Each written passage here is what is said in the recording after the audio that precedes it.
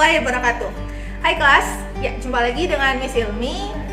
Di pertemuan keempat kita akan bahas, ini kayaknya pertemuan terakhir untuk sifat koligatif larutan. Setelah sebelumnya kita udah bahas faktor-faktor yang mempengaruhi sifat koligatif larutan itu sendiri, yaitu jumlah zat terlarut ya, atau kita sebut sebagai konsentrasi. Ada fraksi mol dan juga ada molalitas. Kemudian kita udah bahas 3 jenis sifat koligatif larutan, yaitu ada penurunan kenaikan titik uap, kenaikan titik didih, dan penurunan titik beku. Nah, sebenarnya ada satu lagi nih, yaitu sifat osmosis, dan juga gimana kalau misalnya sifat koligatif larutannya ini diberlakukan untuk zat elektrolit. Oke. Selanjutnya kita lihat, check it out. Nah, kita masuk ke sifat koligatif yang terakhir, ya, yaitu tekanan osmosis. Tekanan osmosis atau disimbolkan dengan V. Oke. Keterangannya itu udah ada di PowerPoint-nya, silahkan dibaca. Jadi kalau misalnya ada yang mau tanyakan, boleh hubungin Miss. Nah, untuk tekanan osmosis ini dia berkaitan dengan konsentrasi, tapi kita di sini menggunakannya bukan fraksi mol, bukan molalitas, tapi kita menggunakan molaritas. Maka rumus V-nya itu sama dengan M dikali R dikali T. Nah, M ini dia menandakan molaritas ya. Molaritas. Maka M itu kalau dirumuskan menjadi mol per volume, di mana volumenya itu dalam satuan liter. R itu ketetapan gasnya,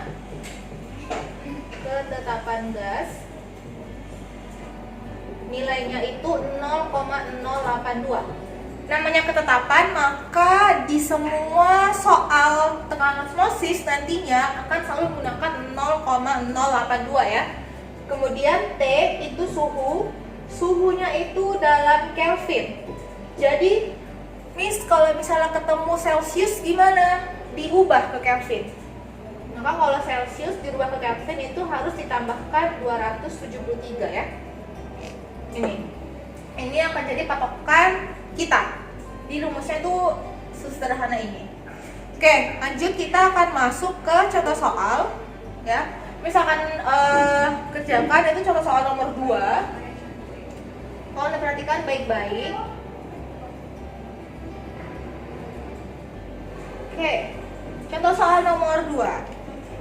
Diketahui katanya, soalnya silakan dibaca ya, di PowerPoint-nya itu ada, karena soalnya agak panjang. Jadi Miss akan buat apa-apa saja yang diketahui di soal-soalnya. Nah, katanya di soal itu ada 2 zat ya. Pertama ada zat X dan ada sukrosa. Sukrosa itu dengan simbol C12H22O11. Atau sukrosa ini sangat dekat dengan kita, yaitu gula pasir kita. Nah, katanya di zat X ini dia punya massa itu 9 gram. Oke, massanya 9 gram. 9 gram. Sedangkan si sukrosa punya massa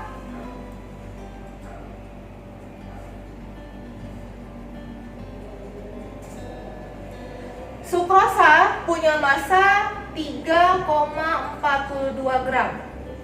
Oke. Kemudian si zat X dia dilarutkan di dalam volume 100 mili. 100 mili. Nah, kemudian si sukrosa dilarutkan ke dalam volume 200 mili. Oke. Nah, dari rumus yang sudah Miss tulis di sini diketahui bahwa volumenya itu harus dalam bentuk liter. Tapi Miss di sini masih dalam mili, maka harus dirubah dulu ya ke liter. Jadi cara merubahnya itu kalau misalnya ada urutan, itu kan urutannya seperti ini ya, liter, terus dia ada desiliter, dan dia ada sentiliter, kemudian ada mililiter. Nah, kalau misalnya dari liter ke mililiter, turunnya berapa? Ada 1, 2, 3, maka ini dikali 1000, karena turunnya 3. Sedangkan kalau dari mililiter ke liter, naiknya ada 1, 2, 3, maka naiknya ada 3, maka ini dibagi 1000. Oke, nah berarti Miss ini gimana Miss? Nah maka 100 mili ini harus dibagi 1000. 100 mili dibagi 1000 itu hasilnya 0,1 liter berarti ya, karena sudah dirubah dari mililiter ke liter. Maka kalau 200 mili dibagi 1000, hasilnya itu adalah 0,2 liter. Nah, udah ya, ini jadi patokan kita. Kemudian di soal itu dia punya kata-kata ajaib lainnya, katanya T-nya atau suhunya sama. Suhu sama, katanya suhunya sama. Ini biar warnanya berbeda. Maka di sini disebut katanya suhunya sama. Suhu sama, maka T-nya sama ya. T-nya sama. Kemudian katanya apa lagi? Ada namanya dia isotonik. Isotonik. Nah, kalau misalnya ada sebutan isotonik dari dua larutan, maka ini artinya dua larutan itu memiliki V yang sama. Contohnya misalnya pada iklan Pocari Sweat ya. Jadi iklan Pocari Sweat itu kan katanya dia isotonik dengan cairan tubuh. Itu berarti si Pocari Sweat itu punya V yang sama atau tekanan osmosis yang sama. Jadi sifat kualitatif larutan yang dipakai untuk Pocari Sweat adalah tekanan osmosisnya ya. Sehingga karena dia sama dengan suhu tubuh, makanya aman untuk dikonsumsi. Itu untuk Pocari Sweat atau larutan isotonis atau larutan isotonis lainnya. Oke, lanjut. Ini kita dapat ya. Yang ditanya adalah berapakah MR dari si X-nya? Nah, karena zatnya X ya, kita nggak tahu zatnya apa, maka kita mau cari MR-nya. Sebelum kita masuk, ini kan kita udah dapet ya, ada molar sama dengan mol per volume. Nah, Miss, gimana cara cari mol? Mol itu cara carinya adalah massa per MR-nya. Nah, makanya MR-nya di sini pasti berkaitan dengan mol. Molnya di sini pasti berkaitan dengan molaritas. Maka kalau misalnya MR-nya, yang dicari adalah si molaritas dari tekanan osmosisnya. Oke, itu dia ya.